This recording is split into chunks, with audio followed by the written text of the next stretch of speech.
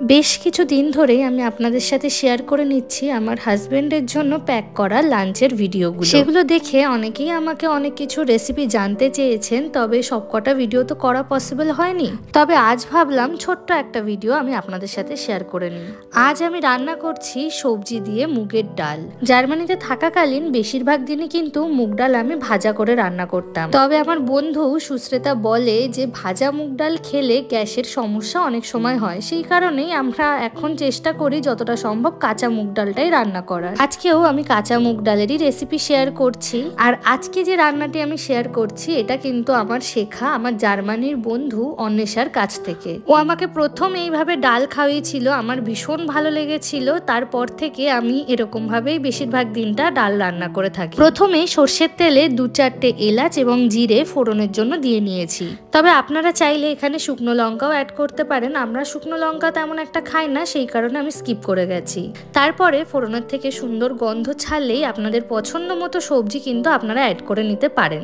আমি এখানে পেঁয়াজ, টমেটো এবং মটরশুঁটি দিয়েছি। পরিমাণ মতো নুন এর মধ্যে অ্যাড করে এটাকে কিন্তু ভালোভাবে ঢাকা দিয়ে একটু মজিয়ে নিতে হবে। এখানে একটা জিনিস ভালো করে মনে রাখতে হবে যে সবজিগুলো কিন্তু ভাজা করলে চলবে না, সবজিগুলোকে জাস্ট একটু নরম করে নিতে হবে।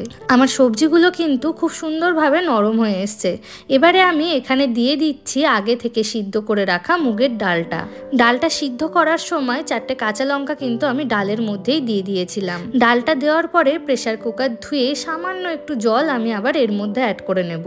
এই ডালটা একদম ঘন ঘন ভাবেই আমি রান্না করব, সেই কারণে খুব বেশি জল আমি দিচ্ছি না। যারা নিরামিষভাবে এই ডালটি বানাতে চান তারা শুধু পেঁয়াজটাকে স্কিপ করে যাবেন, যদিও পেঁয়াজ কিন্তু আমিষের পর্যায়ে পড়ে না। পেঁয়াজটিকে আমিষ হিসাবে ধরি আমরা পশ্চিমবঙ্গের মানুষেরাই। যাই হোক না কেন, সেসব বিতর্কে আমি যাচ্ছি না। তারপরে ডালটা ভালোভাবে ফুটে এলে এর মধ্যে দিয়ে নেব আমি আগে থেকে কেটে রাখা ধনেপাতাগুলো। এবারে ধনেপাতা দিয়েও কিন্তু বেশ খানিকক্ষণ ফুটিয়ে নেব। এইভাবে মুগের ডাল বানালে আপনি কিন্তু গরম গরম ভাত কিংবা রুটি যে কোনো কিছুর সাথেই পরিবেশন করতে পারেন। ভাত তো আছেই, সাথে রুটি দিয়ে খেতেও কিন্তু এই ডাল ভীষণই ভালো লাগে। এবারে আমি সুন্দর গন্ধের জন্য এই ডালের মধ্যে দিয়ে নেব পরিমাণ মতো ঘি, এবং তার সাথেই 1 চিমটে চিনিও আমি এর মধ্যে দিয়ে নেব। এই 1 চিমটে চিনি কিন্তু নুন এবং ঝাল সবকিছুকে সুন্দরভাবে ব্যালেন্স করে নেবে।